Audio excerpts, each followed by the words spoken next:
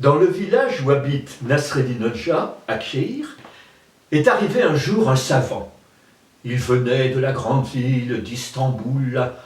Il avait la tête farcie de connaissances. Il est allé voir le moutard, le maire, et il lui a demandé « Est-ce que dans votre pays, il y a quelqu'un d'assez intelligent pour venir partager avec moi quelques connaissances scientifiques ?» Le moutard a réfléchi et tout de suite il a pensé à Nasreddin. Il est allé le voir, il lui a dit « Écoute Nasreddin, sur toi repose l'honneur de notre village, apprends qu'un savant est venu nous défier. Il voudrait rencontrer quelqu'un d'intelligent pour partager avec lui ses connaissances. Acceptes-tu de le rencontrer ?»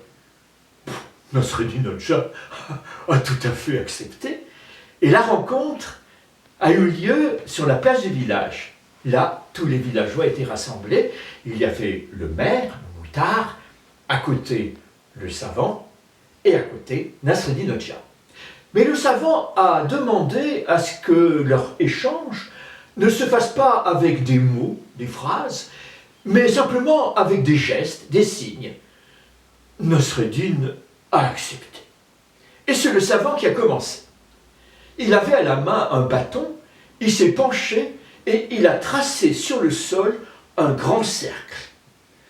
Il a donné le bâton à Nasreddin, lequel l'a pris, s'est penché à son tour et a coupé le cercle en deux.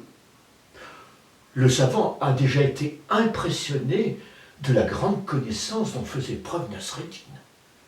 À son tour, le savant a repris le bâton et a coupé le cercle en 4.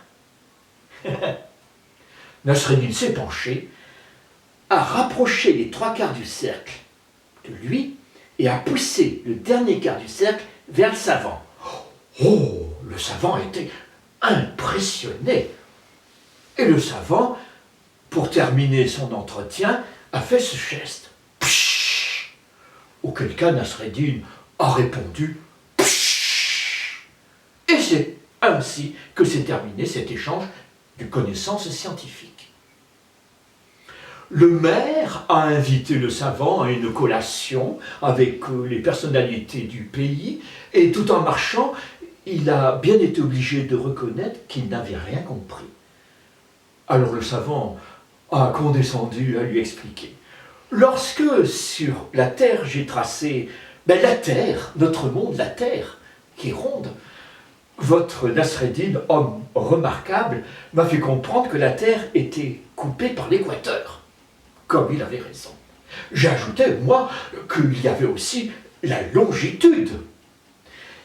Lui, personne admirable, m'a rappelé que la Terre était formée de 3/4 d'eau, d'océan, de mer, et d'1/4 de terre seulement. Comme il avait raison. Et je lui ai dit, pour terminer, que toute cette eau venait du ciel. Il m'a remis un peu à ma place en disant que l'eau jaillissait aussi des sources de la terre.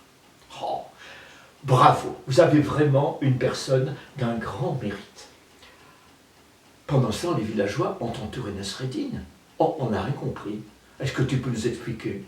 Oh, il a voulu comme ça, parce qu'il vient de la grande ville m'éblouir, mais quand il a tracé ce grand gâteau par terre, moi je lui ai dit, un gâteau comme ça se partage en 2.